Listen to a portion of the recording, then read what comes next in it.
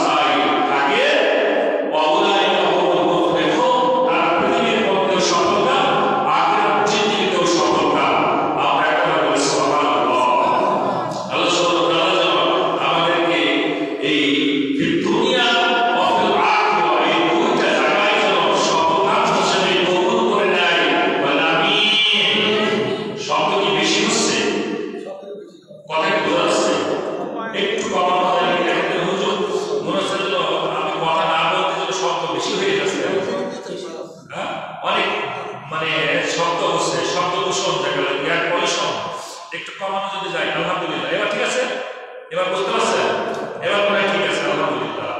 তাহলে আমরা আজকে জানবো যে আখিরাতের প্রতি কারা বিশ্বাসী, তাই না? তো আখিরাতের প্রতি যারা বিশ্বাসী, নিঃসন্দেহে তারা ভালো ভালো কাজ করে, এই ব্যাপারে কোনো সন্দেহ নাই। তার মানে আমরা যদি দেখি যে আখিরাতের প্রতি অবিশ্বাসী কারা এবং তাদের গুণগুলো কি কি, এই গুণগুলো যদি আমাদের মধ্যে না থাকে নিশ্চিত তাহলে আমরা আখিরাতের প্রতি বিশ্বাসী, ঠিক না? তার মানে আমাদের আগে জানা লাগবে যে আখিরাতের প্রতি কারা অবিশ্বাসী, তাদের চরিত্রগুলো কি কি, এগুলো আমাদের জানা লাগবে। তাহলেই আমরা বুঝতে পারবো যে আমরা আখিরাতের প্রতি বিশ্বাসী ইনশাআল্লাহ। কারণ কোরআনুল কারীম থেকে যে আয়াত কারিমাটা তেলাওয়াত করেছি ইনশাআল্লাহ তার উপরে কথা হবে। আমি রাসূলের হাদিস একটা তেলাওয়াত করেছি। আল্লাহ রাব্বুল আলামিন বিশ্বনবী সাল্লাল্লাহু আলাইহি ওয়াসাল্লাম বললেন যে মান কানা ইউমিনু বিল্লাহি ওয়াল ইয়াউমিল আখির, সত্যি যদি তোমরা আখিরাতে বিশ্বাস করে থাকো আর আল্লাহ সুবহানাহু ওয়া তাআলাকে বিশ্বাস করে থাকো, ফাল ইউমিন দাইফাহু, তাহলে তোমরা আত্মীয় স্বজন যদি বাসায় আসে এই আত্মীয় স্বজনগুলোকে তোমরা অভ্যর্থনা জানাবা আর কি করবা, তাদেরকে তোমার সর্বস্ব দিয়ে আপ্যায়ন করবা।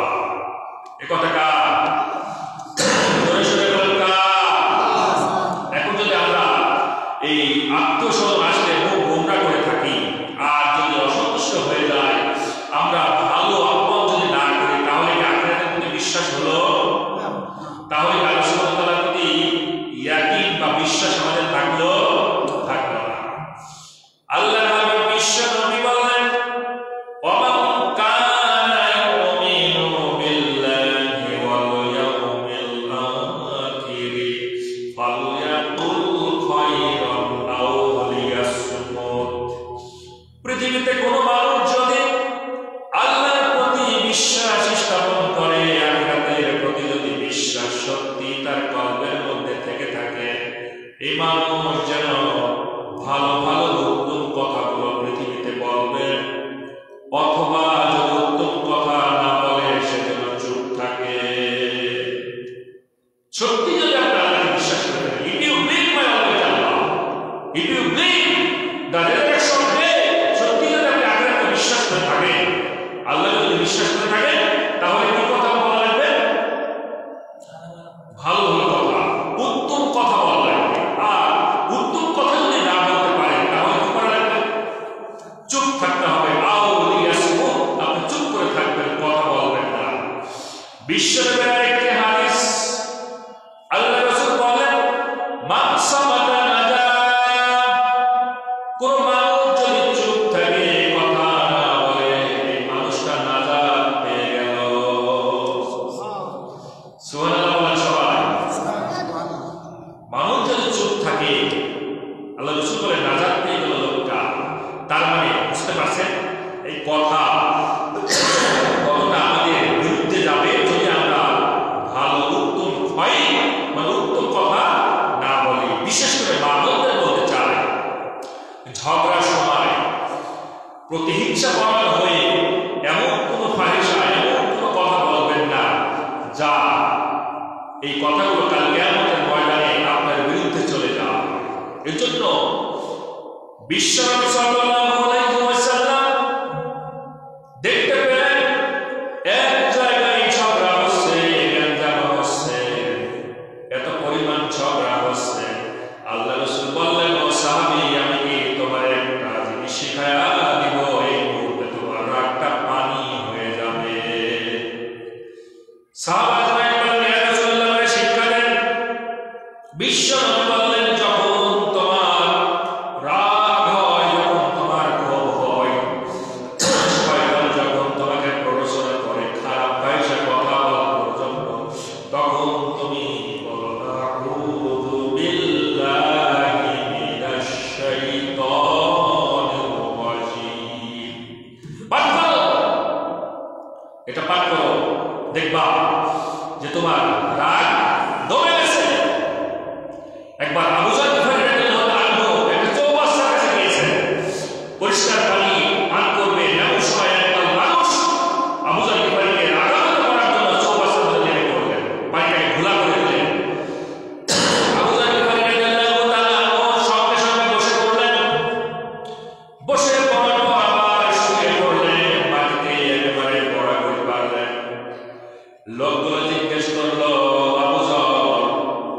আমি যে তোমার পানি নষ্ট করলাম, এই ব্যাপারে তুমি আমাদের উপর রাগান্বিত না হয়ে, মার না হয়ে, তুমি আমাদেরকে আঘাত না করে বসে পড়লা, এরপরে কেন তুমি শুয়ে পড়লা, কারণটা কি?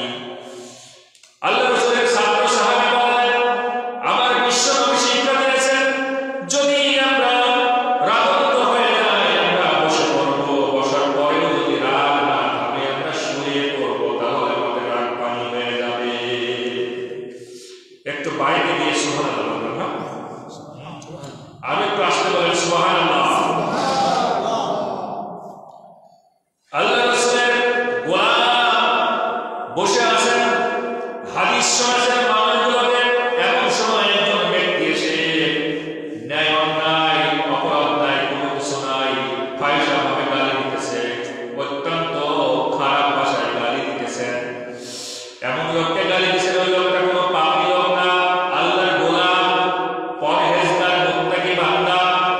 লোকটা কোনো কিছু কর্ণপাত না করে চলে গেলেন, ওযু করলেন, ওযু করে এসে আবার বসলেন। মানুষগুলো জিজ্ঞেস করলো, আপনাকে যে লোকটা গালি দিল, কত রকমের অন্যায় কথা বললো, আপনি প্রতিবাদ না করে ওযু করে আসলেন, কারণটা কি? আল্লাহর গোলাম ডাক দিয়ে বললেন যে এই যে ওযু করলাম, শয়তান তৈরি কিসের? ইবলিস কিসের তৈরি? ইবলিস কিসের তৈরি? ভয় লাগছে? বলেন, আগুনের তৈরি না? জিন জাতি কিসের তৈরি? আগুনের তৈরি না? আগুন। তা আগুন ঠান্ডা হয় কিসে? পানিতে, ঠিক কিনা? আগুন ঠান্ডা হয় পানিতে। সুতরাং শয়তান আপনার কলবের মধ্যে ওয়াসওয়াসা দিবে, আর আপনি ওযু করবেন পানি দিয়ে।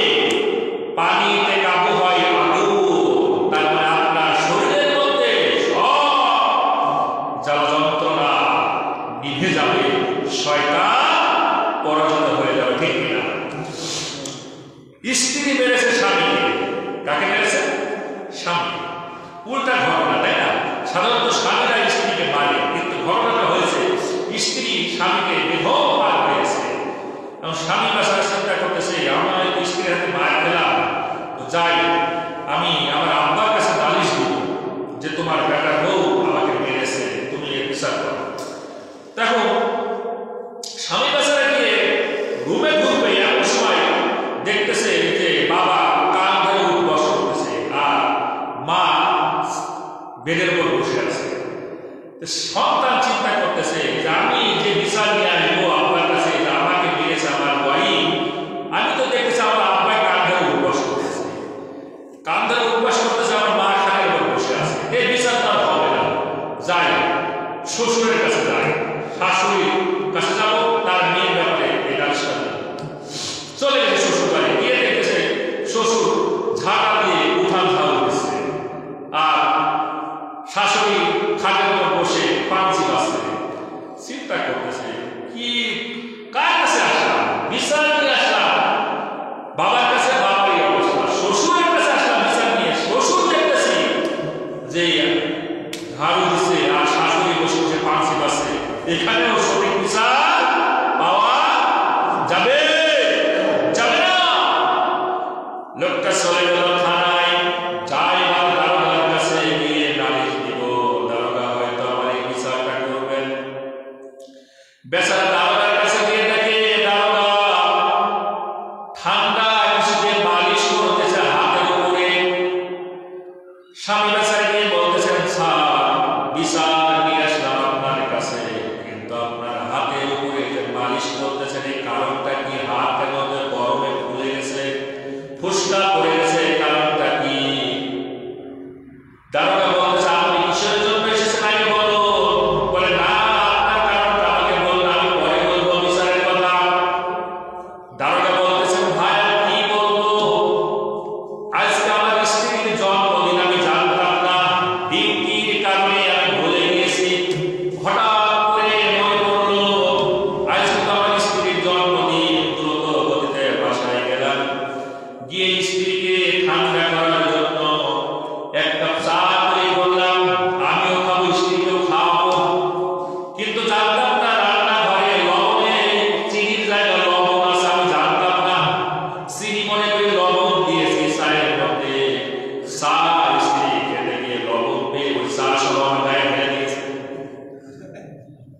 স্ত্রী চা সহ আমার গায়ে ঢেলে দিয়েছে, হাত পুষ্কা করে দিয়েছে। এই স্বামী কাছে বলছে যে বিচার রাখা আমার কাছে আমার সম্ভব, যেখানে বাবা কাম ধরে উপবাস করে, শ্বশুর ঘাস উঠান ঝাড় দেয়, আর দারোগা হাত পালিশ করে, ওই হাতে মারকে, এই বিচার এই দুনিয়াতে পাওয়া যাবে না। সুতরাং 15 বছর ধরে মায়ের খেয়েছে, আর কি মায়ের খেতে চান? জবানটা খুলে দিয়ে বলেন, মায়ের খেতে চান নারীদের হাতে? না খেতে চাইলে কোরআনকে বাংলার জমিনে সংবিধান হিসেবে কবুল করতে হবে। পুরুষ শাসক এবং সব শাসক যে কোরআন দিয়ে রাষ্ট্র পরিচালনা করবে। কারণ 15 বছর দেখেছি মায়ের কেউ কম খায়, সে হুজুর বলে, আর বুজুর্গ বলে, আর থানাবাসী বলে, আর দারোগা বলে, আর এসপি বলে, আর ওই সচিব বলে, মন্ত্রী বলে, কেউ কিন্তু মায়ের খেতে বাদ ছিল না। ঠিক কিনা? মিথ্যা বললাম? এই মায়ের খাওয়া থেকে বাঁচতে চাইলে সময় এসেছে কোরআনের থলিতে, কোরআনের ঝাপে, কোরআনের জায়গায় সিলটা মারতে হবে আঙুল দিয়ে। কোরআনের দলে সে কোরআনকে বাস্তবায়ন করার জন্য বাংলার জমিনে আপনাকে সর্বোচ্চ চেষ্টা করতে হবে। আল্লাহ রাব্বুল আলামিন তবেই বিশ্বাস করবে যে আমার গোলাম আমাকে বিশ্বাস করেছে, আখিরাতকেও বিশ্বাস করেছে। আমি কোরআনের কারণে গবেষণা করে 12টা পয়েন্ট খুঁজে পেয়েছি। এই 12টা পয়েন্ট হলো তারাই আখিরাতকে অবিশ্বাস করে, তারা যাদের মধ্যে 12টা গুণ আছে। এই 12টা গুণ কিন্তু আমরা আজকে শুনবো। এই 12টা গুণ যদি আপনাদের মধ্যে থাকে তাহলে নিশ্চিত আপনারা আখিরাতকে অবিশ্বাস করেন। আর যারা আখিরাতকে অবিশ্বাস করে তারা মুসলমান থাকে না, তারা কাফের হয়ে যাবে। এই জন্য এই 12টা গুণ আপনাদেরকে জানতে হবে। ইনশাআল্লাহ আমরা আজকে জানবো। কারণ দুনিয়া এবং আখিরাতের সফল কাম হওয়ার জন্য আমরা ধারাবাহিক ইবাদতের কথাগুলো শুনতেছি। আজকের ধারাবাহিক কথা, পঞ্চমতম কথা হলো আখিরাতের প্রতি বিশ্বাস স্থাপন করা। এটা হলো আল্লাহ সুবহানাহু ওয়া তাআলা এই দুনিয়াতে যত ভালো কথা দিয়েছেন তার পঞ্চমতম ভালো কথা। সুবহানাল্লাহ বলেন। আল্লাহ রাব্বুল আলামিন কোরআনুল কারীমের মধ্যে জানিয়ে দিলেন, কুল হাল নুনাব্বিউকুম বিল আখসারিনা আমালা। ও পৃথিবীর মানুষ, নবী গো, আপনি উম্মতদেরকে জানিয়ে দেন কাদের আমলগুলো নষ্ট হয়ে যায়, কাদের আমলগুলো নষ্ট হয়ে যায়। এই কথা বলছেন কে? আপনারা খেয়াল নাই? আল্লাহ বলতেছেন। কাদেরকে বলতেছেন? নবীকে বলতেছেন। কি বলতেছেন? কাদের আমলগুলো নষ্ট হয়ে যায়। এই কথাটা আল্লাহ সুবহানাহু ওয়া তাআলা নবীকে বলতেছেন, তাই না? যে কুল হাল নুনাব্বিউকুম বিল আখসারিনা আমালা। ও নবী, আমি কি বলে দিব যে কাদের আমলগুলো এই দুনিয়ার মধ্যে নষ্ট হয়ে যায়? আমল করে, পাঁচ ওয়াক্ত নামাজ আদায় করে, হজ করে, যাকাত দেয়, সিয়াম পালন করে, ভালো ভালো কাজ করে, কিন্তু আমলগুলো নষ্ট হয়ে যায়। ঠিক না? আমলগুলো বরবাদ হয়ে যায়। এই কথা কার? আরেকটা বলেন কার? আল্লাহ সুবহানাহু ওয়া তাআলা। এই জন্য আল্লাহ রাব্বুল আলামিন বললেন, কুল হাল নুনাব্বিউকুম বিল আখসারিনা আমালা। ও নবী, আমি কি বলে দিব পৃথিবীর মধ্যে কাদের আমলগুলো নষ্ট হয়ে যায়? আল্লাযীনা দাল্লা সাইয়ুহুম ফিল হায়াতিদ দুনিয়া। এই দুনিয়ার মধ্যেই শুধু থেকে যায়, আমার পর্যন্ত এই আমলটা পৌঁছায় না, আমার পর্যন্ত আমলটা পৌঁছায় না, দুনিয়াতে নিঃশেষ হয়ে যায়। আমি খুঁজে খুঁজে পেয়েছি 12টা পয়েন্ট। এই 12টা পয়েন্ট ইনশাআল্লাহ আমরা আলোচনা করব। 1 নাম্বার পয়েন্ট হলো, শুনে রাখো, 1 নাম্বার পয়েন্ট হলো আল্লাহ কোরআনুল কারীম সূরা মাউন 107তম সূরা মাউন আপনাদের সূরা, আপনারা তিলাওয়াত করেন নামাজের মধ্যে। আল্লাহ নবীকে প্রশ্ন করতেছেন আর বলতেছেন, আরাআইতাল্লাযী ইউকাযযিবু বিদ্দীন। আল্লাহু আকবার। ও নবী, আপনি কি জানেন ওই বিচার দিবসে কারা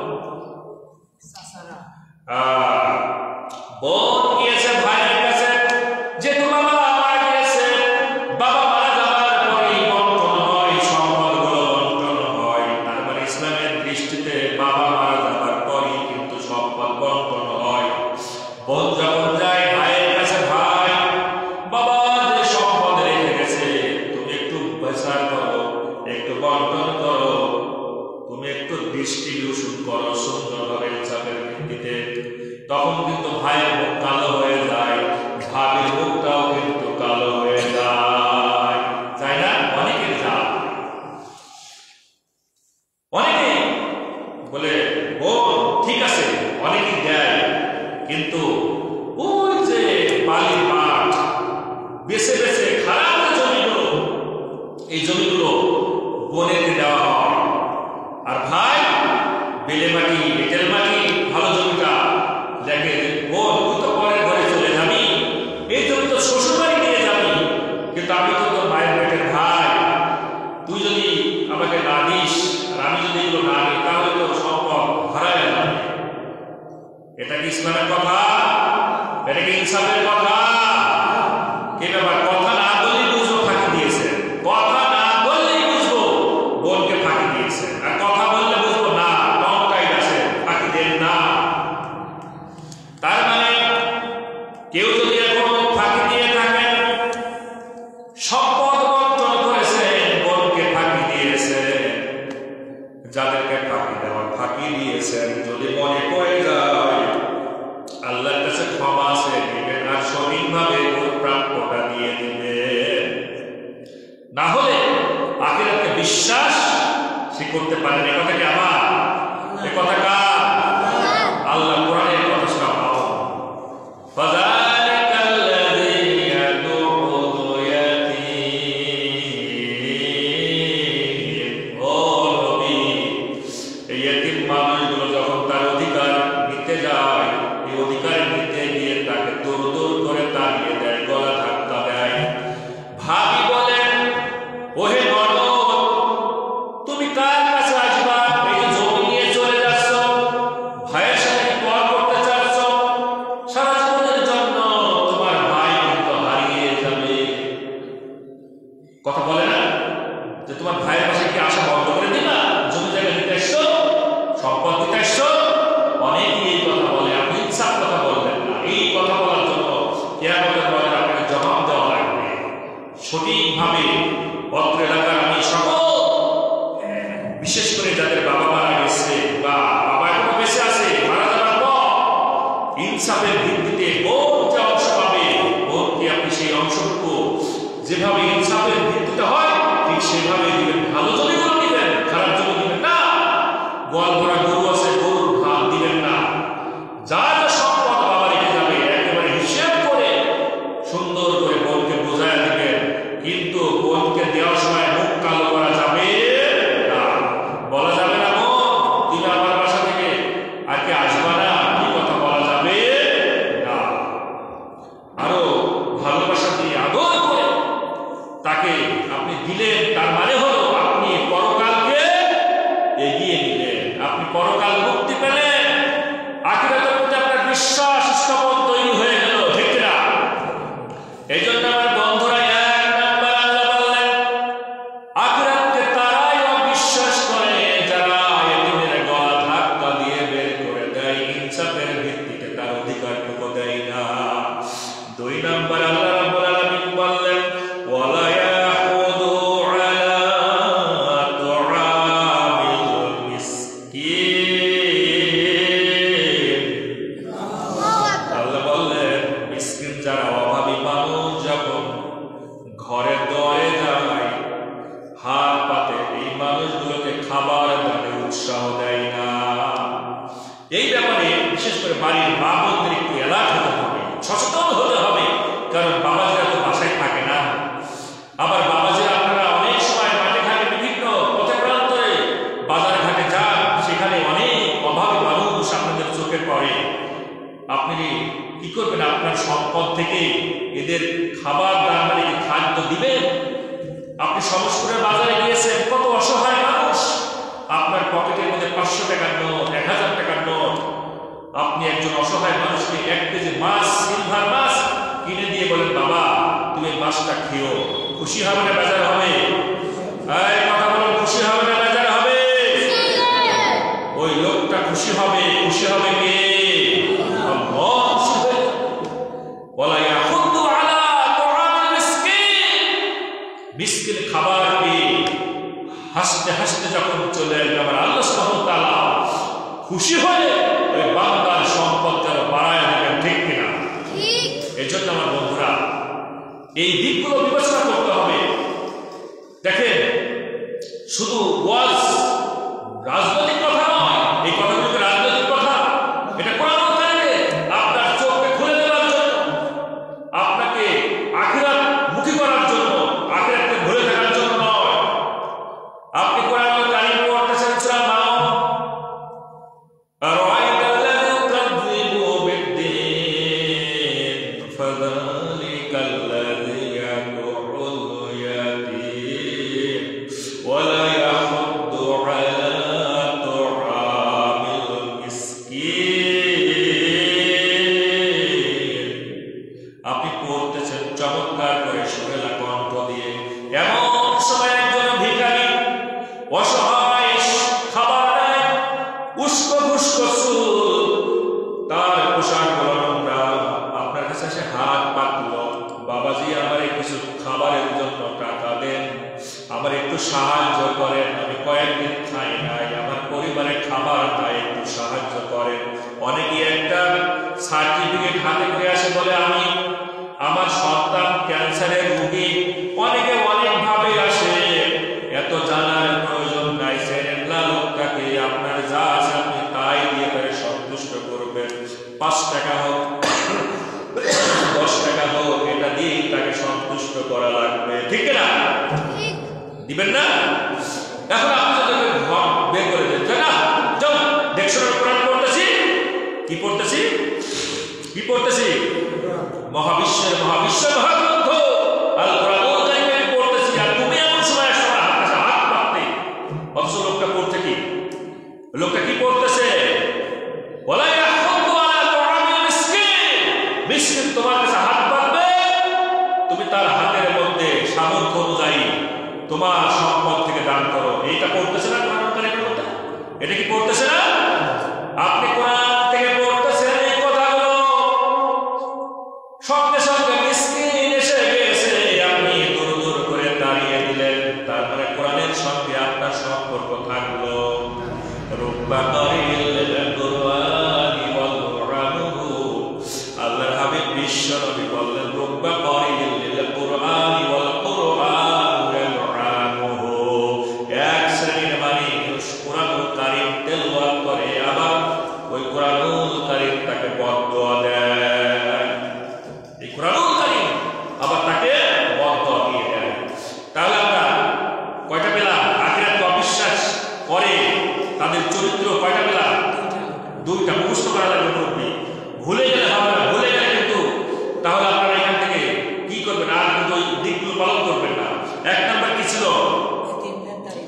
ইয়াতীমকে গলা ধাক্কা দেওয়া যাবে না, তার যে প্রাপ্য। ইয়াতীম কারা? সমাজে যদি ইয়াতীম থাকে তাকে গলা ধাক্কা দেওয়া যাবে না। আপনার বোন যদি ইয়াতীম হয়ে যায়, আপনি ইয়াতীম, বাবা মারা গেছে, যা রেখে গেছে সুন্দর সুষম বন্টন করা লাগবে। 2 নাম্বার হলো মিসকিনকে খাদ্য দানে উৎসাহ দেওয়া লাগবে, খাবার দেওয়া লাগবে। 3 নাম্বার হলো আল্লাহ রাব্বুল আলামিন জানিয়ে দিলেন, 3 নাম্বার আখিরাতকে তারাই অবিশ্বাস করে, ফাওয়াইলুল লিল মুসাল্লিন, ধ্বংস ওই নামাজীদের জন্য, আল্লাযীনা হুম আন সালাতিহিম সাহুন, যারা নামাজ আদায় করে কিন্তু নামাজের মধ্যে মন থাকে না, মনটা চলে যায় ফসলের মধ্যে, মনটা চলে যায় ব্যবসায়ের মধ্যে, মনটা চলে যায় শ্বশুর বাড়ি, মনটা চলে যায় প্রেমিকার কাছে, মনটা চলে যায় আমার কাজকর্মের মধ্যে, মনটা চলে যায় দুনিয়ার মধ্যে, চলে যায় আমি যে কি করতেছি, কি পাঠ করতেছি, এটা আমার কিন্তু মনে থাকে না। থাকে নামাজে কি যে ঢিপ মারলাম, খুসখুস করে ঢিপ মারি, বড় যেভাবে ঠোকর মেরে খাবার যত দ্রুত দিতে পারে, আমরা সেই রকম দ্রুত গতিতে এই নামাজগুলো আদায় করি। আল্লাহ বলছেন এই নামাজীদের জন্য ধ্বংস ওই নামাজ। এই নামাজটা আসমানে উঠে না, আরো সাজিনে পৌঁছায় নাই, ওই কি হয় ওই আমলটা মাটির নিচে চলে যায়। কারণ আমি কোরআনুল কারীম নিয়ে একটু গবেষণা করলাম, যাদের আমলটা বদ আমল হয়, যাদের আমলটা আল্লাহর কাছে পৌঁছায় না, এই আমলটা কোথায় চলে যায় আমি খুঁজতে শুরু করলাম, গবেষণা করলাম। আল্লাহ কোরআনুল কারীমে জানিয়ে দিলেন সূরা আরাফের 40তম আয়াত, ইন্নাল্লাযীনা কাযযাবু বিআয়াতিনা। কোরআনুল কারীমকে যারা অস্বীকার করে, মানে কোরআনের মধ্যে যে বৈশিষ্ট্যগুলো দেয়া আছে এগুলো যারা পালন করে না, যারা মানে না, ওয়াসতাকবারু আনহা, আর যারা অহংকার করে মুখ ফিরিয়ে চলে যায়, কোরআনের ময়দান দেখলে, কোরআনের ওয়াজ দেখলে, কোরআনের তাফসীর হলে, কোরআনের কথা বললে, এই মানুষগুলো যারা অহংকার করে চলে যায়, মুখ ফিরিয়ে চলে যায়, আল্লাহ রাব্বুল আলামিন তাদের ব্যাপারে ঘোষণা দিলেন। আল্লাহ রাব্বুল আলামিন তাদের ব্যাপারে একেবারে স্পষ্ট বলে দিলেন, লা তুফাত্তাহু লাহুম আবওয়াবুস সামাই। আল্লাহ বললেন তাদের আমল আমি আসমানে তুলব না, তাদের আমলখানা আমি জমিনের মধ্যে গেড়ে দিব। তার আমলখানা চলে যাবে সিজ্জিনে, সিজ্জিন থাকে মাটির নিচে, ইল্লিন থাকে আরশে আজিমের উপর আল্লাহর কাছে। সুবহানাল্লাহ। আল্লাহ বললেন লা তুফাত্তাহু, প্রবেশ করবে না, লাহুম তাদের আমলনামাটা, আবওয়াবুস সামাই, বাবুলের বহু বচন হলো আবওয়াবা, মানে দরজা, আসমানের দরজা আছে। আল্লাহ নিজে বলছেন আকাশের দরজা আছে, আকাশের দরজা দিয়ে ফেরেশতারা আল্লাহর কাছে পৌঁছায়। আল্লাহ বললেন এই আকাশের দরজাগুলো খোলা হবে না, লা তুফাত্তাহু লাহুম আবওয়াবুস সামাই, তাদের জন্য আকাশের দরজাটা খোলা হবে না। ওয়ালা ইয়াদখুলুনাল জান্নাহ, যার কারণে তারা জান্নাতেও যেতে পারবে না। হাত্তা ইয়ালিজাল জামালু ফি সামিল খিয়াত। আল্লাহ ডাক দিয়ে বললেন একটা সুস, এই সুসের যে ফুটো থাকে, এই ফুটোর মধ্যে দিয়ে উট যদি প্রবেশ করতে না পারে তাহলে তোমারও জান্নাতে যাওয়া হবে না। এই কথা কার? আল্লাহ। আল্লাহ বলেছেন উট যদি, একটা উট যদি সুসের ওই পেছনের ফুটো থাকে না, সুসের পেছনের ফুটোতে যদি উট প্রবেশ করতে পারে তাহলে আমাকে জান্নাতে পাঠাবে। সম্ভব? একটা জলসান্ত উট ওই সুসের ফুটো দিয়ে যেতে পারবে? বাবু পারবে না, কখনোই পারবে না।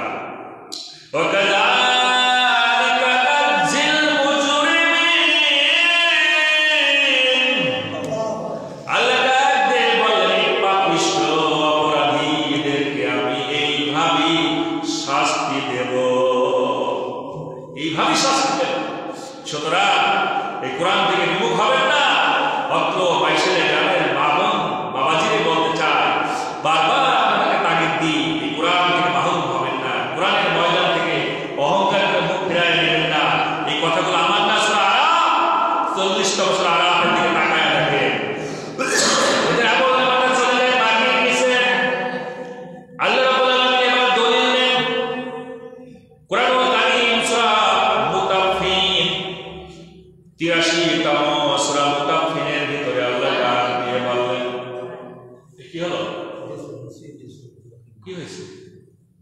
এই বাবু ঠিক আছে, কি হয়েছে বাবু?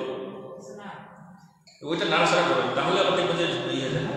আচ্ছা ঠিক আছে, একটু জিকির করি, লা ইলাহা ইল্লাল্লাহ, লা ইলাহা ইল্লাল্লাহ, লা ইলাহা ইল্লাল্লাহ, মুহাম্মাদুর রাসূলুল্লাহ সাল্লাল্লাহু আলাইহি ওয়াসাল্লাম। তাহলে যে কথা বলতেছিলাম যে আল্লাহ বলেছেন কাল্লা ইন্না কিতাবাল ফুজ্জারি লাফি সিজ্জিন, কখনো নয় তাদের আমলনামা আকাশের দিকে উঠতে থাকে না, তাদের আমলনামা আকাশের দিকে পৌঁছায় নাই, বরং তাদের আমলনামাটা ওই সিজ্জিন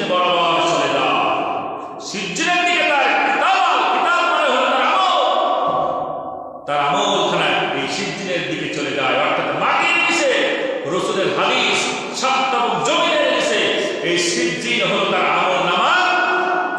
কি আল্লাহ ডাকতে বলেন ওমা আদরাকা মা সিজ্জিন, ওহে তোমরা কি জানো সিজ্জিনটা কি? আল্লাহ প্রশ্ন করতেছে তোমরা কি জানো এই সিজ্জিন নামক জায়গাটা কি? আল্লাহ নিজে প্রশ্ন করে আবার নিজেই আনসার দিলেন কিতাবুম মারকুম। আল্লাহু আকবার। আল্লাহ বলেন এটা সিলমোহরিত, সিলমারা সিলমোহরিত এই কিতাবখানা মাটির নিচে থাকে। এই পাপিষ্ঠদের, পাপীদের, কাফের, মুনাফিকদের এই আমলনামা মাটির নিচে থাকে।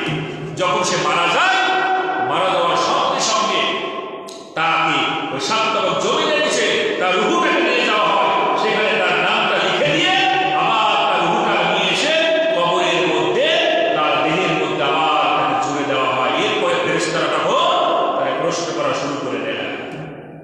সুতরাং এখান থেকে বাঁচতে চাইলে বন্ধুরা আমার, এখান থেকে বাঁচতে চাইলে আল্লাহ রাব্বুল আলামিন বললেন ওয়াহুম বিল আখিরাতি হুম ইউকিনুন। আখিরাতের প্রতি আমাদের বিশ্বাস করা লাগবে। আখিরাতের প্রতি বিশ্বাস করতে হলে ফাওয়াইলুল লিল মুসাল্লিন থাকা যাবে না। আল্লাযীনা হুম আন সালাতিহিম সাহুন। আমাদের বেখেয়াল ভাবে নামাজ আদায় করা যাবে না। আমাদের এমন ভাবে নামাজ আদায় করা লাগবে, নামাজে যখন দাঁড়ায় যাব আমার মাথার ভিতরে চিন্তা থাকবে এটাই হলো আমার জীবনের শেষ নামাজ। হয়তো এটাই আমার জীবনের শেষ নামাজ, এরপর হয়তো আমি আর বাঁচবো না। এটাই আমার জীবনের কি শেষ নামাজ, এটাই আমার জীবনের শেষ বিশ্বাস। এই রূপটাই আমার জীবনের শেষ রূপ, এই চিন্তাই আমার জীবনের শেষ চিন্তা। আমাকে এখনই হয়তো আল্লাহর দরবারে যাওয়া লাগবে। এই টেনশন, এই ইনটেনশন যদি আপনার ভিতরে থাকে, বলেন তো নামাজের মধ্যে অমনোযোগী থাকবে? থাকবে? থাকবে না। কারণ এই কাজগুলো যারা করে নামাজের মধ্যে বেখেয়াল তাদের থাকে।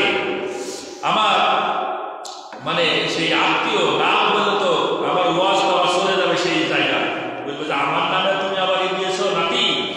আমার এক আত্মীয় ছিল, মানে নামাজ পড়তে পড়তে মানে ওই আসছে কেউ ঘরে আসছে, ছেলে আসছে খাবে, নামাজে দাঁড়ায় গেছে, মানে ইশারা করতেছে নামাজের মধ্যে। আসে না অনেকে? আসে। নামাজ পড়তে পড়তে আগেকার মানুষ মানে ব্যস্ত, নামাজ পড়তে পড়তে ইস ইস করতেছে যাতে তার মনোযোগটা আমার দিকে আসে। ইশারা করতে খাবারটা আসে, মানে কথা বলবে না কিন্তু ইশারা দিয়ে বলেছে ওনাতে খাবারটা আছে খেয়ে নাও। সন্তানকে বলতেছে ধরেন মা। এরকম অনেক আছে না? আমার চোখে থেকে সমস্ত করে বাজারে একজন মোবাইল বাজতেছে। প্রথমে মোবাইলটা বাজলো, পকেট থেকে বের করলো, বের করার পর বন্ধ করলো, যে আবার বাজতে শুরু করলো, আবার মোবাইলটা বের করলো, বের করে বন্ধ করে এবার তিনি বসে গেলেন, বসে গিয়ে মোবাইলটা রাখলেন, রেখে আবার উঠে দাঁড়ালেন, দাঁড়ানোর পর আবার মোবাইল বাজা শুরু করলো। কোনো জানে না কিভাবে একবার বন্ধ করতে হয় বা সাইলেন্ট করতে হয়। আবার তিনি বসলেন, ইমাম সাহেব কিন্তু কিরাত পাঠ করেই আছে, সে কিন্তু নামাজে দাঁড়ায় কিরাত পাঠ করতেছে। আবার লোকটা বসলো, আবার পাশে দাঁড়ালো, এরপরে আবার মোবাইলটা তুললো, তুলে আবার বন্ধ করলো, করে এবার পকেটে রাখার পর আবার দাঁড়ালো, আবার মোবাইল বাজতে শুরু করলো। এইভাবে 5 থেকে 6 বার মোবাইলের রিংটন বাজতেছে। এদেরকে নামাজের প্রতি কোনো খেয়াল আছে না? সুতরাং নামাজের প্রতি আপনার খেয়াল রাখতে হবে। নামাজ আপনার সর্বশ্রেষ্ঠ ইবাদত। আপনার পৃথিবীর যোগাযোগ, মোবাইলে কথা বলবে, এটা আপনার ইম্পর্টেন্ট নয়। That is most important. You are reading holy নামাজ, আপনি নামাজ আদায় করতেছেন, এটাই হলো আপনার কাছে সবচেয়ে ইম্পর্টেন্ট ফ্যাক্টর। এটা যদি আপনি মনোযোগের সাথে করতে পারেন, অবশ্যই আল্লাহ রাব্বুল আলামিন আপনাদেরকে ওই দিন কি করবে না, যে ওই আখিরাতে অবিশ্বাসী দলের মধ্যে নিয়ে যাবে না, ঠিক না? এই জন্য আখিরাত থেকে বাঁচতে চাইলে, আখিরাত থেকে আমাদেরকে যদি বাঁচতে হয়, তাহলে অবশ্যই আমাদেরকে মনোযোগের সঙ্গে নামাজ আদায় করতে হবে। আল্লাযীনা হুম আন সালাতিহিম সাহুন, আল্লাযীনা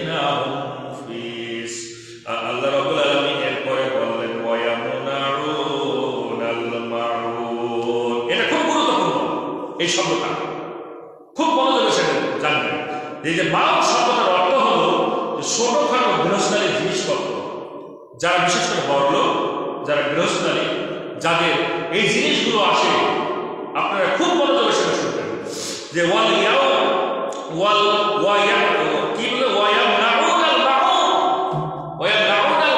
যারা গৃহস্থলীর ছোটখাটো জিনিসপত্র অসহায় মানুষদেরকে দেয় না, এরা পাখিরাতে অবিশ্বাস করে। এই মাউন শব্দের অর্থ হলো আপনার গৃহস্থলীর ছোটখাটো জিনিস বলতে দা, কোদাল, নিড়ানি, তারপরে আপনার ওই যে একটা মই, এরপরে আপনার একটা খুন্তি, চামচ, অনেক এরকমের গৃহস্থলী কাজ থাকে না স্যার, থাকে না?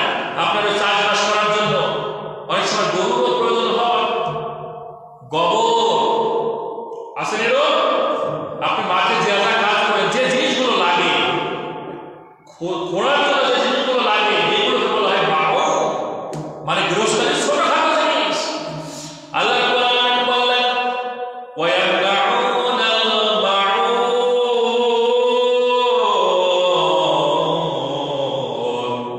এই গৃহস্থলীর ছোটখাটো জিনিসগুলো যারা দেয় নাই অভাবী মানুষগুলোকে, বাড়ির পাশে অভাবী মানুষ, বাড়ির পাশে মিসকিন বাস করে, বাড়ির পাশে গরিব মানুষ বাস করে, দাস আইল, বাবা আমাকে একটা দাস না দাও, আমি একটু কাজ করবো, দূর দূর করে তাড়িয়ে দেয়, ও ভাই আমার একটু নিড়ানি দাও, আমার ফসলে ঘাস হয়েছে, আমি নিড়ানি দিয়ে একটু জমিটা পরিষ্কার করবো, এই নিড়ানি দেয় না, একটু মই চাইলে মই দেয় না, একটু তরকারি চাইতে আইলো তরকারিও দেয় না। এই রকমের ছোটখাটো গৃহস্থালীর জিনিস যারা দেয় না, আল্লাহ রাব্বুল আলামিন বললেন আরাইতাল্লাযী ইউকাযযিবু বিদ্দীন, ও নবী আপনি কি জানেন ওই আখিরাতে কারা অবিশ্বাস করে, অবিশ্বাস করে এই মানুষগুলো। সুতরাং অত্র এলাকার সকল গৃহস্থালী যারা আছেন, বড়লোক যারা আছেন, গবাদি পশু পোষে, গরু ছাগল হাঁস মুরগি পোষে, জমি ক্ষেত ভরা ফসল, আপনার মাঠের জমি আছে, এত কিছু আছে, এই ছোটখাটো জিনিসগুলো আপনার বাড়ির পাশের মানুষ চাইলে আপনাকে দেওয়া লাগবে। এটা কার কথা? জবানটা খুলে দিয়ে বলেন কার কথা? আল্লাহর কথা। এটা যদি না দেন তাহলে আপনি অবিশ্বাস করবেন কাকে? আখিরাতকে অবিশ্বাস করবেন। আর আখিরাতকে যারা অবিশ্বাস করে তাদের জিন্দিগি করে ঝালাপালা, তারা মুসলমান হয়ে মারা যাবে না। আল্লাহ রাব্বুল আলামিনের রাসূলের সাহাবারা কেমন ছিল একটু যদি আমরা খেয়াল করি, ইসলামকে তারা কেমন ভাবে পালন করেছে, কিভাবে পালন করেছে, একটু যদি আমরা খেয়াল করি তাহলে আমরা কোথায় আছি? আমার তো মনে হয় শত শত কোটি কোটি মাইল কিন্তু আমরা দূরে পড়ে আছি তাদের কাছ থেকে। আল্লাহ রাসূলের 3 জন সাহাবী মাত্র একটা যুদ্ধে যায় নাই। কয়টা যুদ্ধে? একটা মাত্র যুদ্ধে। আল্লাহ রাব্বুল আলামিন কোরআনুল কারীম সূরা তাওবার ভিতরে বললেন লাকাদ তাবাল্লাহু আলান নাবিয়্যি ওয়াল মুহাজিরিন ওয়াল আনসার, আল্লাহ অনুগ্রহ করেছেন নবীর উপরে, মুহাজিরদের উপরে আর আনসারদের উপরে। মুহাজির হলো যারা সাহায্য প্রার্থী, আর আনসার শব্দের অর্থ হলো সাহায্যকারী। মদিনায় যারা সাহাবী ছিল তাদেরকে বলতো আনসার, মক্কায় যারা হিজরত করে মদিনায় গিয়েছিল এদেরকে বলা হয় মুহাজির। আল্লাযীনা তাবাউহু ফি সাআতিল উসরা, সংকট মুহূর্তে, কঠিন মুহূর্তে যারা আমার নবীকে সাহায্য করেছিল, অনুসরণ করেছিল, আল্লাহ বলেন তাদের প্রতি আমি আল্লাহর পক্ষ থেকে অনুগ্রহ। সুবহানাল্লাহ বলেন মিন বা'দি মা কাদা ইয়াসিগু কুলুবু ফারিকুম মিনহুম, এরপরেও যাদের অন্তরখানা বাঁকা হয়ে গেল, আমার রাসূলকে সাহায্য করলো না, অনুসরণ করলো না, এমন কিছু সাহাবী যাদের অন্তরখানা বাঁকা হয়ে যাবার মতো অপক্রম হয়ে গেল, আল্লাহ বলেন আমি তাদেরকে কি করলাম? সুম্মা তাবা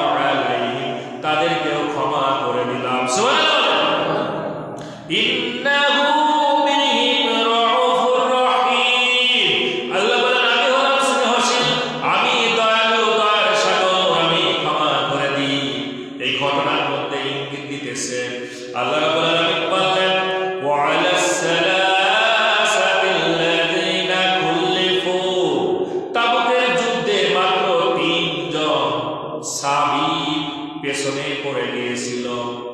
তাবুকের প্রান্তরে কাফেরদের সঙ্গে যুদ্ধের ময়দানে যায় না 3 জন সাহাবী। কয়জন? একজনের নাম হলো কাব ইবনে মালিক রাদিয়াল্লাহু তাআলা আনহু, আরেকজনের নাম হলো মুরারা ইবনে রবিয়া রাদিয়াল্লাহু তাআলা আনহু, 3 নম্বর সাহাবী ছিলেন হেলাল ইবনে উমাইয়া রাদিয়াল্লাহু তাআলা আনহু। এই 3 জন সাহাবী একটা মাত্র যুদ্ধে যায় না। সেই যুদ্ধটার নাম কি? কি যুদ্ধ? তাবুক যুদ্ধ। এটা ছিল বিশ্বনবীর শেষ যুদ্ধ। তাবুক যুদ্ধের পর বিশ্বনবীর সরাসরি যুদ্ধের ময়দানে যায় না। এটাই ছিল রাসূলের সর্বশেষ যুদ্ধ। এই যুদ্ধটা এমন একটা যুদ্ধ, অপরাজেয় রোমান সৈন্যের বিরুদ্ধে তদানীন্তন সময়ে রোমক বাহিনী ছিল একেবারে দুর্ধর্ষ, এবং রোমক বাহিনীর কথা শুনলেই আগেই পরাজয় বরণ করে নেয়। এইরকম ভিড় তৈরি হয়ে যেত। মদিনাকে আক্রমণ করবে রোমক বাহিনী। মদিনার চিত্র মানচিত্র পৃথিবীর মানচিত্র থেকে মুছে ফেলবে, রাসূলকে পৃথিবীর বুক থেকে মুছে দিবে। এই টেনশন নিয়ে, এই চিন্তা নিয়ে, এই ডিসিশন নিয়ে রোমক বাহিনী বিশাল অস্ত্র সজ্জিত হয়ে মদিনাকে আক্রমণ করতে আসবে। এই খবর বিশ্বনবীর কাছে যখন পৌঁছালো, বিশ্বনবী সাল্লাল্লাহু আলাইহি ওয়াসাল্লাম সকল সাহাবাদেরকে বললেন, তোমরা প্রস্তুতি নাও, যুদ্ধের জন্য তাবুক যুদ্ধের ময়দানে যাওয়া লাগবে। এই সময়টা ছিল গ্রীষ্মকালীন সময়। গাছের ফলগুলো পেকে টসটস করতেছে, সুন্দর আবহাওয়া, এবং ওই সময়ই সাহাবারা তাদের ঘরে ওই ফসলগুলো, যে খেজুর আর অন্যান্য ফসল, তারা ঘরে তুলবে। ঠিক এই মুহূর্তে আল্লাহ ডাক দিলেন, রাসূল ডাক দিলেন, তাবুকের যুদ্ধে করা লাগবে, যাওয়া লাগবে। তাবুকের যুদ্ধে যাওয়া লাগবে। প্রত্যেকটা যুদ্ধে বিশ্বনবী ইঙ্গিত দিতেন এক রাস্তা দিয়ে, কিন্তু যেতেন আর একটা রাস্তা দিয়ে। বিশ্বনবী কিন্তু কৌশল অবলম্বন করতেন, কিন্তু তাবুকের যুদ্ধের ব্যাপারে সরাসরি বলতেন তাবুকের প্রান্তরে যাওয়া লাগবে খুব দ্রুত গতিতে। এই যুদ্ধটা ছিল 50 দিনের ডিউরেশন। যেতে লাগে 15 দিন, আসতে লাগে 15 দিন, আর সেখানে অবস্থান করেছিল 20 দিন। এই ছিল 50 দিন। বিশ্বনবী সাহাবাদেরকে নিয়ে চলে গেলেন যুদ্ধের ময়দানে। এই 3 জন সাহাবী যেতে পারলেন না, যাওয়ার ইচ্ছা থাকলেও কোনো কারণে যেতে পারলেন না। না যাওয়ার কারণে এবার বিশ্বনবী যুদ্ধ সমাপ্ত করে, জয়লাভ করে, কাফেরদের সঙ্গে যুদ্ধ না হয়ে বিনা যুদ্ধে জয় করে যখন মদিনার দিকে ফিরে আসলেন, মদিনাতে চলে আসলেন, মদিনাতে এসে বিশ্বনবী 2 রাকাত নামাজ আদায় করে বসে পড়লেন। 3 জন সাহাবী চিন্তায় পড়ে গেল, আমরা কি বলবো? বিশ্বনবী তো আমাদেরকে জিজ্ঞেস করবে এই যুদ্ধে আমরা কেন যাই না, আমরা কি মিথ্যা বলবো না সত্য বলবো? ইনিয়ে বিনিয়ে কি এমন কিছু বলবো যাতে করে বিশ্বনবী বিশ্বাস করে? তাদের মাথার ভিতরে কিন্তু এই রকমের টেনশন শুরু হয়ে গিয়েছে। এই যুদ্ধেই বোঝা গিয়েছে কাফের কারা, মুনাফিক কারা। বিশ্বনবী 2 রাকাত নামাজ আদায় করে যখন ঘুরে দাঁড়ালেন, বসলেন, একের পর এক মুনাফিক কিন্তু আসতেছে, মিথ্যা কথা বলতেছে। ইয়া রাসূলুল্লাহ, আমার এই সমস্যা ছিল, আমি যুদ্ধে যাব কিন্তু যেতে পারি না আমার এই সমস্যার কারণে। রাসূল কিন্তু বুঝতে পারতেছে সে মিথ্যা কথা বলতেছে, সেই ধরনের মুনাফিকত্ব করতেছে। এরপরে আল্লাহর হালতে ছেড়ে দিলেন তাদেরকে। 3 জন সাহাবী বেঞ্চে বসে আছে, রাসূল ডাকবে কিন্তু সময় যায়, রাসূল ডাকে না। একের পর এক এইভাবে চলতেছে। 80 জন মতো মুনাফিকদের ভাই বানাবার পর বিশ্বনবী তাদের সঙ্গে কথা বলেন। এরপরে ডাক আসলো কাব ইবনে মালিক রাদিয়াল্লাহু তাআলা আনহুকে। বিশ্বনবী ডাকতে বললেন, কাব, বলো তুমি কেন যুদ্ধে যাও নাই, বলো কারণটা কি?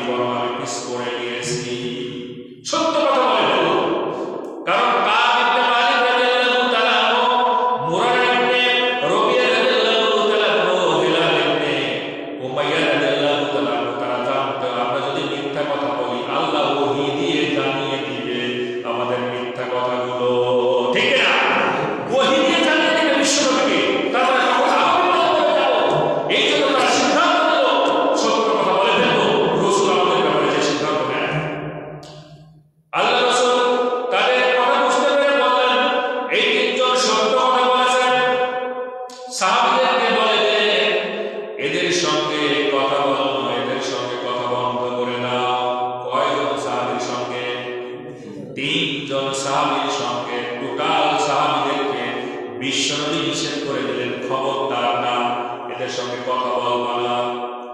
একদিন যায়, 2 দিন যায়, 3 দিন যায়, এভাবে দিন যত লাগতে থাকে, তিনজন সাহাবীদেরকে সালাম দেয়, জবাব দেয় না, সাহাবীদের সঙ্গে কথা বলতে চায়, কথা বলে না। তাদের কাছে এই ব্যাপারটা কিন্তু অত্যন্ত কষ্টদায়ক মনে হতে লাগলো। আল্লাহ কোরআনুল কারীম সূরা তাওবার 118 নম্বর জানিয়ে দিলেন, হাত্তা ইযা দাকাত আলাইহিমুল আরদু বিমা রাহুবাত, এই দুনিয়াটা এত বিশাল, এত বিস্তীর্ণ হওয়ার পরেও এই তিনজন সাহাবী তাদের অনুশোচনার হারে অগ্নিভূত হয়ে তারা অনুশোচনা করতে করতে পৃথিবীটা তাদের কাছে সংকীর্ণ হয়ে গেল। এত বিস্তীর্ণ পৃথিবী, তারপরে তাদের কাছে এত কঠিন হয়ে গেল। কোন সাহাবী কথা বলে না, আপন চাচাতো ভাইয়ের সঙ্গে কথা বলতে গেল কথা বলে না, কেউ কথা বলে না। কাব ইবনে মালিক রাদিয়াল্লাহু তাআলা আনহু বলেন, আমি বিশ্বনবীর পেছনে নামাজ আদায় করে যাবে, বিশ্বনবীকে আমি সালাম দিই আর চোখের দিকে তাকাই, আমার সালামের জবাব কি বিশ্বনবী দেয়। আমি বিশ্বনবীকে কথা বলি যে আমার কথার কোনো কর্ণপাত করে নাকি, কিন্তু আমি বিশ্বনবীকে অত্যন্ত ভাবে পর্যবেক্ষণ করতেছি, কিন্তু কোনো কিছুই হলো না, কেউ কথা বলতো না। এভাবে 1 দিন, 2 দিন, 3 দিন, 40টা দিন পার হয়ে গেল। কিসের কারণে? একটা মাত্র যুদ্ধে যায়নি। এই যুদ্ধ নাকি কার জন্য ছিল? এই যুদ্ধ কার জন্য ছিল? দিন কায়েমের জন্য। এই যুদ্ধ ছিল কোরআনকে প্রতিষ্ঠা করার জন্য। আরব ভূখণ্ডে নয়, তাম দুনিয়ার মধ্যে কোরআনকে প্রতিষ্ঠা করবে, বাতিলকে উত্থান করে দিবে। এই কোরআন প্রতিষ্ঠার জন্য এই জিহাদ মাত্র একটা করে নাই, বদরের যুদ্ধ কিন্তু জিহাদ করেছিল সাহাবীরা। এরপর মাত্র একটা যুদ্ধ না করার কারণে বিশ্বনবী তাদেরকে ডিভাইড করে দিলেন, আলাদা করে দিয়ে কথা বলতে নিষেধ করলেন। 40 দিন যখন হয়ে গেল, সাহাবীদেরকে পাঠিয়ে দিয়ে বললেন, যাও এই তিনজন সাহাবীদের কাছে চলে যাও, গিয়ে বলো তাদের পরিবারটা যেন আলাদা হয়ে যায়। এতদিন তো সাহাবীরা কথা বলতো না, পরিবারের সঙ্গে কথা বলতে পারত, পরিবারের সঙ্গে একটু কথা বলেও কিন্তু মনের একটু একাকিত্ব দূর হতো। এবার আল্লাহ রাসূল কঠোর করে দিলেন, যাও যাও বলো কাব ইবনে মালিক যেন তার স্ত্রীর সঙ্গে আলাদা হয়ে যায়, হেলাল ইবনে রবিয়া, হেলাল ইবনে উমাইয়া রাদিয়াল্লাহু তাআলা যেন আলাদা হয়ে যায়, মুরারা ইবনে রবিয়া যেন তার স্ত্রীর কাছ থেকে আলাদা হয়ে যায়।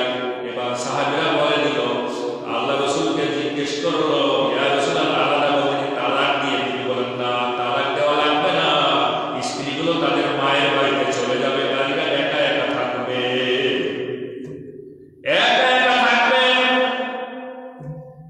এর মধ্যে হেলাল ইবনে উমাইয়া রাদিয়াল্লাহু তাআলা একটু দুর্বল ছিলেন, অত্যন্ত দুর্বল, বৃদ্ধ হয়ে গেছেন। আল্লাহ রাসূলের কাছে স্ত্রী এসে বললেন, ইয়া রাসূলুল্লাহ, আমার স্বামী তো দুর্বল, বৃদ্ধ, সুতরাং আপনি যদি অনুমতি দিতেন আমি তার জন্য একটু খাবারের ব্যবস্থা করতাম। আল্লাহ রাসূল বললেন, কথা বলবা না, শুধু খাবারটুকু দিবা, শুধু খাবারটুকু দিবা, কথা বলবা না। একটা মাত্র যুদ্ধ এই কোরআনকে প্রতিষ্ঠার জন্য, ও বাংলার মানুষ, 1971 সাল থেকে বাংলাদেশ স্বাধীন হলো, 1948 সাল থেকে ভারত থেকে আলাদা হয়ে গেল, এ পর্যন্ত কোরআন প্রতিষ্ঠার জন্য তোমার মন গলে না, এ পর্যন্ত কোরআনকে বাংলার জমিনে এস্টাবলিশ করার জন্য তুমি টাকাও দাও না, তুমি অর্থও দাও না, নিজের জীবনটাও বাঁচিয়ে রাখো না। তুমি কত গাফেল হয়ে আছো, কত দূরে চলে আছো। এই ঘটনায় যদি তোমাদের মন না খোলে, এই ঘটনায় যদি তোমার হৃদয়ের চক্ষুখানা না খোলে, পৃথিবীতে আর বলবে এমন কোনো যন্ত্রণা। 40 দিন পার হয়ে গেল, এবার একেবারে একাকিত্ব, ঘরের মধ্যে বসে থাকে, কারণ কেউ তো কথা বলে না। 3 জন সাহাবী এক এক করে যখন 50 দিন হয়ে গেল, কাব ইবনে মালিক রাদিয়াল্লাহু তাআলা আনহু বলতেছেন, 50 দিন অতিবাহিত হওয়ার পর ফজরের নামাজ আদায় করলাম, বাসায় নামাজ আদায় করে একটা আওয়াজ শুনতে পেলাম, হে কাব, সুসংবাদ নাও। কে যেন এমন একটা শব্দ বলল, আমার মনের মধ্যে আনন্দে উতলা হয়ে গেল।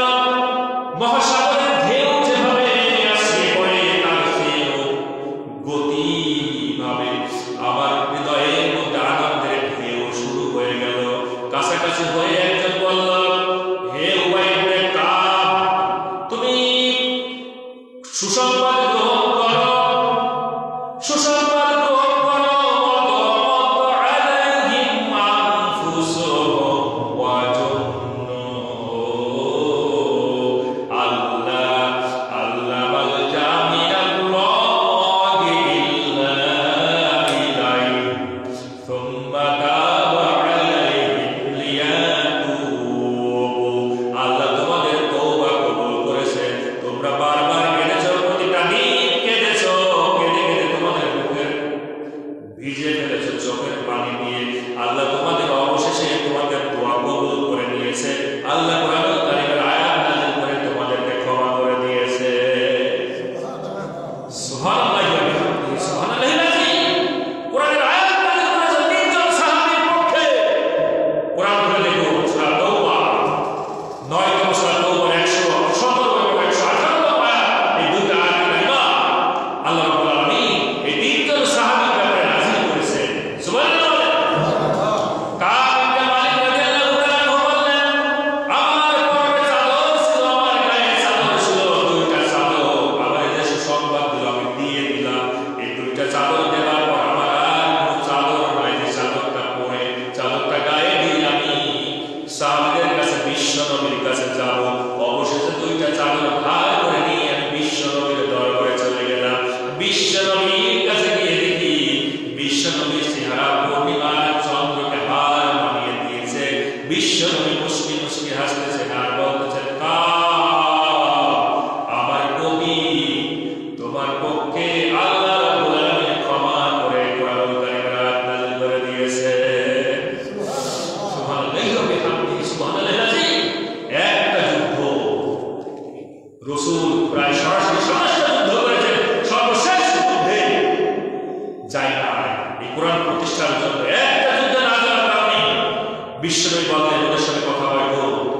তাহলে চিন্তা করো, আমরা আপনারা কিসের মধ্যে ডুবে আছি, কোন মোহে ডুবে আছি। কাব ইবনে মালিক রাদিয়াল্লাহু তাআলা বলেন, আমি বললাম, ইয়া রাসূলুল্লাহ, আমার যত সম্পদ, আমি সব সম্পদ এই কোরআন ইসলামের জন্য দিয়ে দিলাম, যেটা আল্লাহ আমার তওবা কবুল করেছেন। সুবহানাল্লাহ বলেন না?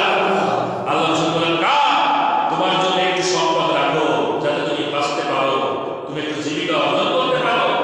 এরপর সামান্য সম্পদ রেখে সব ইসলামের জন্য বরাদ্দ করে দিলেন।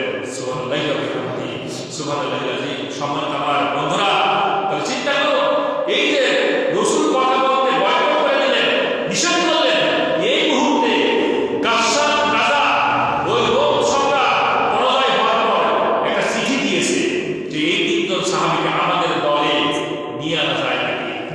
বাজারের মধ্যে গিয়েছে কাব ইবনে মালিক রাদিয়াল্লাহু তাআলা আনহু। গাসসান রাজার একজন প্রজা এসে বলতেছেন, কাব নামের একজনকে কেউ কি চেনো? কাব রাদিয়াল্লাহু তাআলা আনহু বললেন, আমি হলাম। একটা চিঠি দিয়ে দিল কাবের হাতে। কাব রাদিয়াল্লাহু তাআলা আনহু পড়ে দেখতেছে, গাসসান লিখেছে, আমি শুনলাম মুহাম্মদ তোমার নবী নাকি তোমাদেরকে একটু বয়কট করে দিয়েছে, তোমাদের সঙ্গে কথা বলা বন্ধ করে দিয়েছে।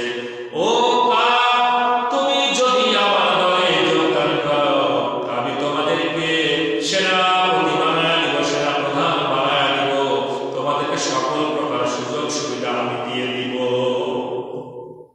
বিক্রয় করেছিল, মুনাফিক করেছিল। মির্জাপুরের মতো নবাব সিরাজউদ্দৌলার সাথে যেভাবে বিক্রয় করেছিল, সাহাবীরা কিন্তু রাসূলের সঙ্গে বিক্রয় করেন। আগুনের মধ্যে জ্বালিয়ে দিয়েছিলেন ওই চিঠিটা।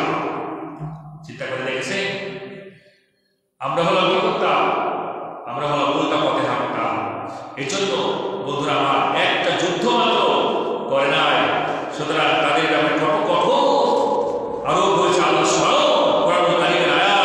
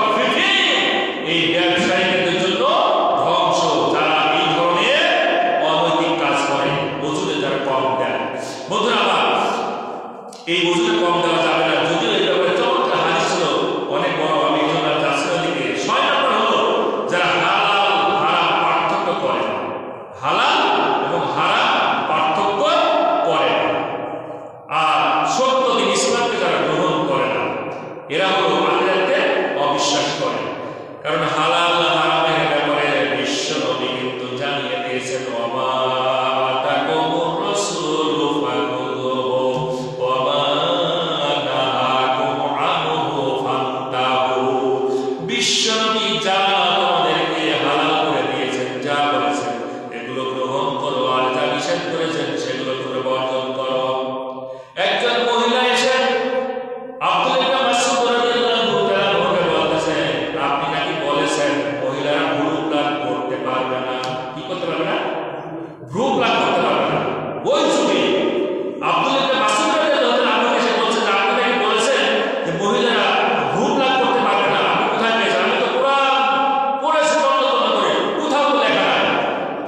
আব্দুল্লাহ ইবনে মাসউদ রাদিয়াল্লাহু তাআলা বললেন, হে মহিলা শোনো, ভ্রু প্লাগ পরশোলা ব্যবহার মানে মাথায় যতটুকু চুল আছে এই চুল বাদে নতুন করে বাজার থেকে চুল কিনে এসে লম্বা চুল বানায়।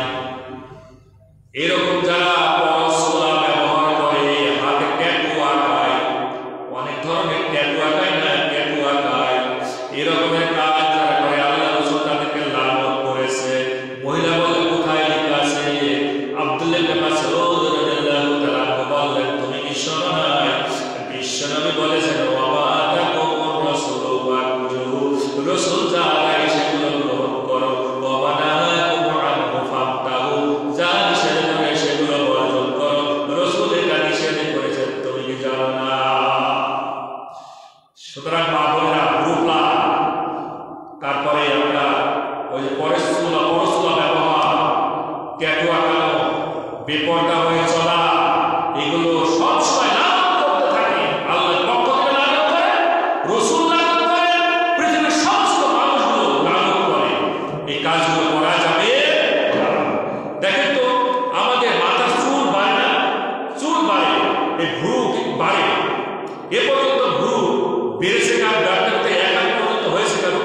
তাহলে আল্লাহর একটা সৃষ্টি, এটা কিন্তু বাড়ে না। চুল কিন্তু মাথায় বাড়তে বাড়তে লম্বা হয় না? হয়।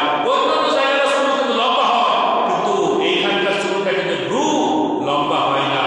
আপনি এটাকে ছাটেন সৌন্দর্য বৃদ্ধির জন্য। আপনার উপর আল্লাহর লানত, মানুষের লানত, নবী রাসূলদের লানত, ঠিক কিনা?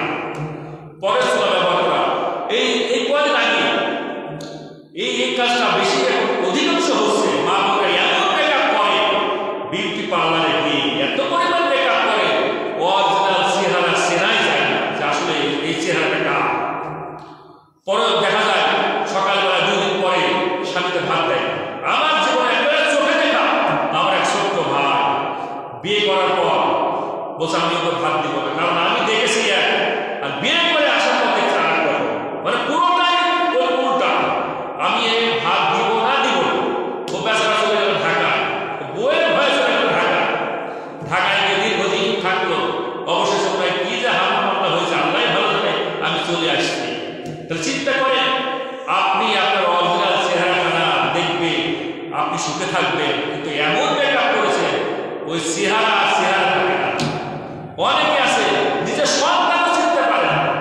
এক জায়গায় ঘটনা, সন্তান চিনতে পারতেছে না, বলতেছে না তোমার মা না, বলছে না তুই আমার সন্তান। এখন ওই লোকজন গুছায় গেছে, প্রচুর লোক ভিড় হয়ে গেছে। কি ঘটনা?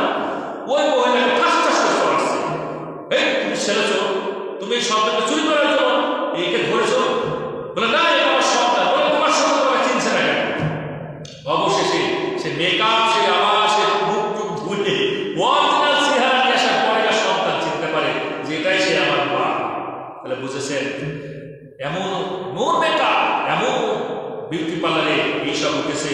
এর জন্য এই অরিজিনাল চেহারা বাদ দিয়ে এরকমের চেহারা যদি মা বোনরা করে, তাহলে শুধু আপনি ঠকালেন, শুধু ওই ছেলেদেরকে ঠকাচ্ছেন তা নয়, সর্বপ্রথম আপনি ঠকাচ্ছেন আপনার নিজেকে, ঠিক কিনা?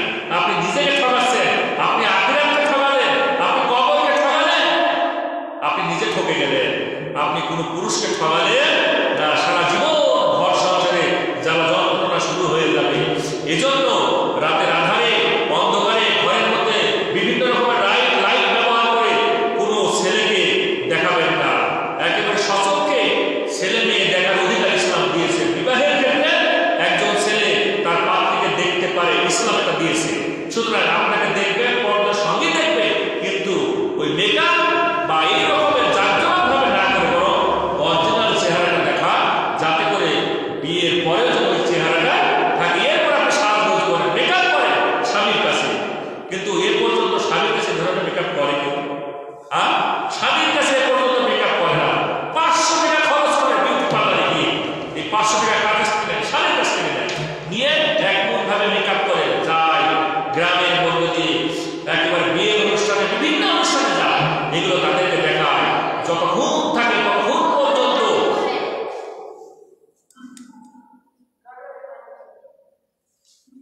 যখন পর্যন্ত থাকে তখন পর্যন্ত আল্লাহর লানত থাকে, তখন পর্যন্ত ফেরেশতারা লানত করে, নবী রাসূল লানত করে, মানুষগুলো লানত করে। আল্লাহ আমাদেরকে তৌফিক দান করুন, আমিন।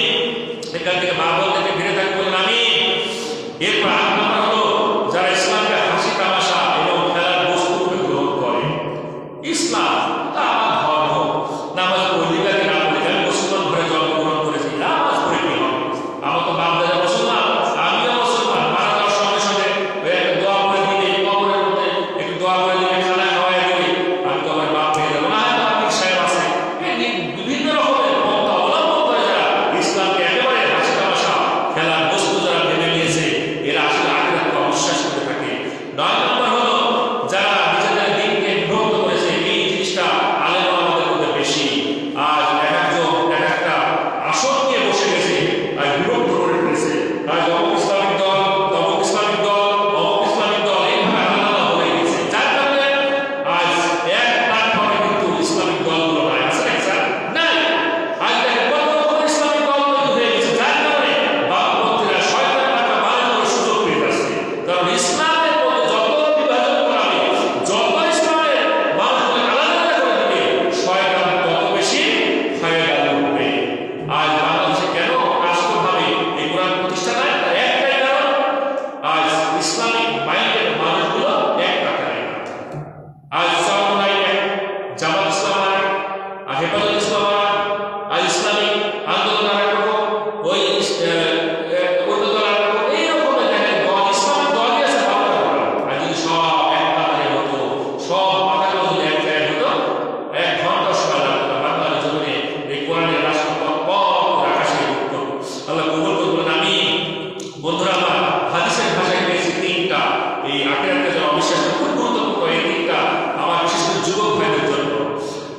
আর আবু যর গিফারী রাদিয়াল্লাহু তাআলা আনহু قال قال رسول الله صلى الله عليه وسلم। আর 3টা আছে, আর 3টা মাত্র, এক শেষে ইনশাআল্লাহ। বিশ্বনবীর সাহাবী আবু যর গিফারী বললেন, আল্লাহ রাসূল আমাদেরকে বললেন, সালাসাতুন লা ইয়াকাল্লিমুহুমুল্লাহ, আল্লাহ রাব্বুল আলামিন কিয়ামতের ময়দানে 3 শ্রেণীর মানুষের সঙ্গে কথা বলবে না। এই হাদিসখানা আমি পেয়েছি বুখারীর ভিতরে, মুসলিমের ভিতরে, আবু দাউদ, তিরমিজি, ইবনে মাজাহ, মুসনাদে আহমদ, 86টা গ্রন্থের মধ্যে আমি পেয়েছি। আল্লাহ রাব্বুল আলামিন কিয়ামতের ময়দানে 3 শ্রেণীর মানুষের সঙ্গে কথা বলবে না। ও ভাই, ছেলে গ্রামের মানুষ খুব গুরুত্বপূর্ণ, বিশেষ করে যারা যুবক ভাই যুবতী বোনেরা আছেন। আল্লাহ হাবিব বিশ্বনবী বললেন, লা ইয়ানজুরু ইলাইহি ইয়াওমাল কিয়ামা, আল্লাহ কিয়ামতের দিন তাদের দিকে সুদৃষ্টিও দিবেন না। ওয়ালা ইউযাক্কিহিম ওয়ালা হুম আযাবুন আলীম, আল্লাহ তাদেরকে পবিত্র করবেন না, সরাসরি জাহান্নামের মধ্যে নিক্ষিপ্ত করে দিবেন। কুলতু, আল্লাহ রাসূলের ছাত্র আবু যর গিফারী প্রশ্ন করলেন, মান হুম ইয়া রাসূলুল্লাহ, এই মানুষগুলো কারা? কদ খাবু ওয়া খাসিরু, নিশ্চয়ই তারা ক্ষতিগ্রস্ত অথবা ধ্বংস হয়ে গিয়েছে। 3বার বিশ্বনবী এই কথাগুলো বললেন। আবু যর গিফারী রাদিয়াল্লাহু তাআলা 3বার বিশ্বনবীকে প্রশ্ন করলেন। অবশেষে বিশ্বনবী বললেন, 1 নাম্বার হলো আল মুসবিলু, যারা টাকনুর নিচে পোশাক পরিধান করে। টাকনুর নিচে যারা পোশাক পরিধান করে, কিয়ামতের ময়দানে আল্লাহ তাদের সঙ্গে কথা বলবে না, তাদেরকে পবিত্র করবে না, তাদের দিকে দৃষ্টিপাত করবে না। এই কথা কার? আল্লাহর কথা, নবীর কথা। সুতরাং যুবক ভাই, আজকে থেকে আপনি দৃঢ়চিত্তের অধিকারী হয়ে যান। আমার যত পোশাক আছে আমি সবগুলো কেটে টাকনুর উপরে পরিধান করব। হয়তো ইউসুফ আলাইহিস সালাম সবচেয়ে সুন্দর ছিল না? তদানীন্তন সময়ে জুলেখা যখন পাগল হয়ে গেল ইউসুফ আলাইহিস সালামের জন্য, তখন জুলেখা বললেন যে শুধু আমার দোষ নয়, এক দল কর্মচারী নিয়ে আসলো, মহিলা নিয়ে আসলো, নিয়ে এসে একটা করে হাতে ছুরি দিল আর বাম হাতে একটা করে ফল দিল, আর ইউসুফ আলাইহিস সালামকে বললেন তুমি ওদের সামনে দিয়ে যাও। ইউসুফ আলাইহিস সালামের চেহারা দেখে এই মহিলাদেরকে বলল তোমরা ফল কাটা শুরু করো। তারা ফল কাটা বাদ দিয়ে হাত কাটতে শুরু করে দিল। ইউসুফ আলাইহিস সালামের চেহারা এত চমৎকার ছিল। আমাদের আয়েশা রাদিয়াল্লাহু তাআলা আনহা বলতেছেন, ও নবী, ওই যুগে মহিলারা যদি ইউসুফ আলাইহিস সালামকে দেখে হাত কেটে ফেলে, এই যুগে যদি আপনার চেহারা খানা দেখতো, আমার বিশ্বাস গলা পর্যন্ত কেটে ফেলতো। সুবহানাল্লাহ! বিশ্বনবীর চেহারা কত চমৎকার ছিল। সেই বিশ্বনবী প্রাণকে নিচে পোশাক করতো, ওপরে করতো, আর ওপরে করতো। তাহলে আপনি বিশ্বনবীর চেয়েও বেশি স্মার্ট। ও যুবক ভাইরা, বিশ্বনবীর চেয়েও আপনি কিন্তু স্মার্ট নয়।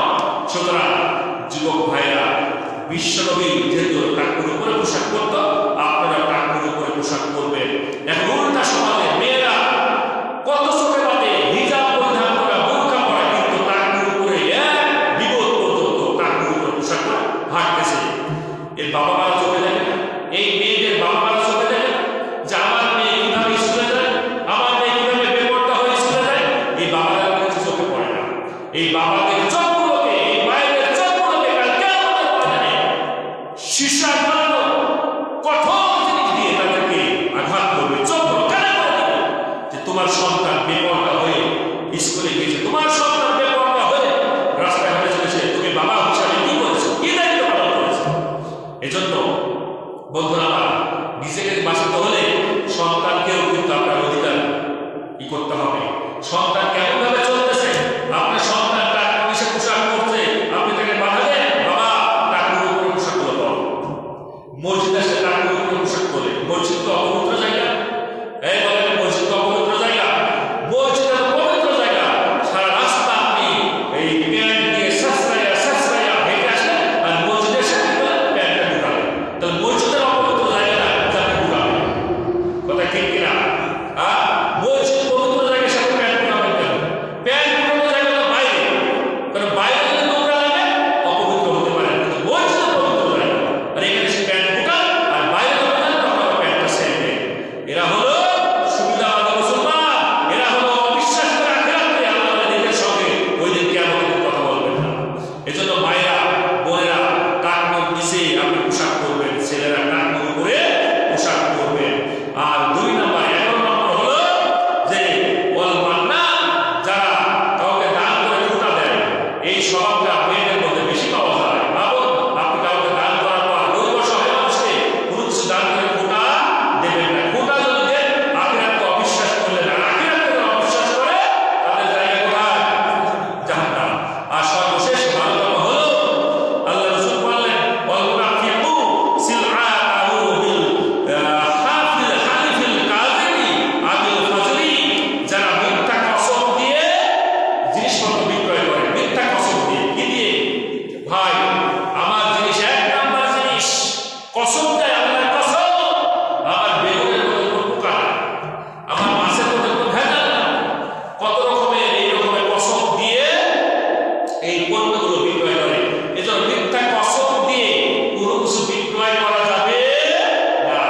ধোঁকা দিয়ে, প্রতারণা করে, মিথ্যা কসম দিয়ে কোনো কিছু যদি বিক্রয় করে, আপনি আখিরাতকে অবিশ্বাস করলেন, কিয়ামতকে অবিশ্বাস করলেন, বিচার দিবসকে অস্বীকার করলেন। আর যার কারণে আল্লাহ রাব্বুল আলামিন আপনাকে ওই দিন জাহান্নামের মধ্যে নিক্ষেপ করবে। বন্ধুরা আমার, মনে আছে তো কতগুলো পয়েন্ট? এই 12টা পয়েন্ট মনে আছে?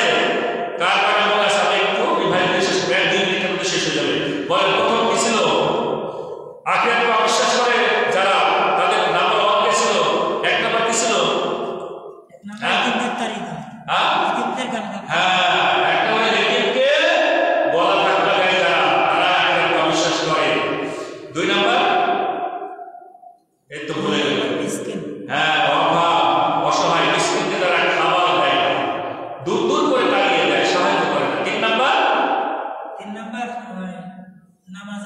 হ্যাঁ, নামাজের মধ্যে যারা অমনোযোগী, দেখ আমার একজন মুসলিম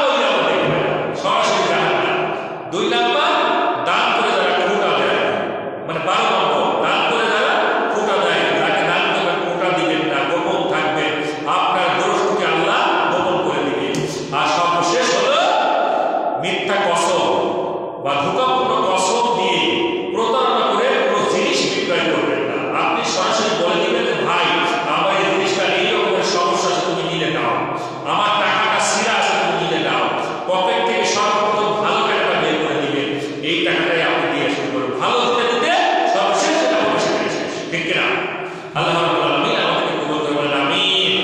আল্লাহুম্মা আমিন। রব্বানা জালামনা আনফুসানা ওয়া ইন লাম তাগফির লানা ওয়া তারহামনা লানাকুনান্না মিনাল খাসিরিন।